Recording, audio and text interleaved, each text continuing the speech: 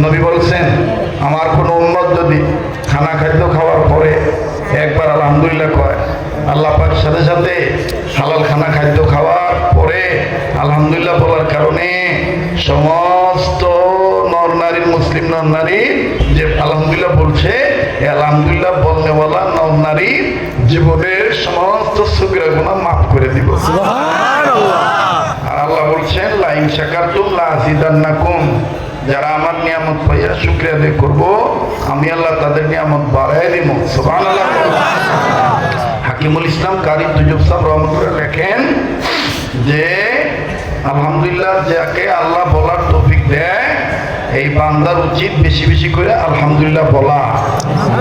আলী থানবী রহমতুল্লাহ লিখছেন যারা খানা খাওয়ার পরে একটা যে দোয়া আছে আলহামদুলিল্লাহ ইল্লাযী আত'আমানা ওয়া সাকানা ওয়া জাআলানা মিনাল মুসলিমিন, এই দোয়াটা যে নিয়মিত পাঠ করবে যেদিন মারা যাবে মরার সময় কালেমা পড়তে পড়তে ঈমানের সহিত মৃত্যুবরণ করতে পারবে। সুবহানাল্লাহ সুবহানাল্লাহ। তাহলে বলা যাবে কি আলহামদুলিল্লাহ? বলে বলেন আলহামদুলিল্লাহ। এবার সেই নবীর পক্ষে দুরূদ শরীফ পাঠ করি সবাই।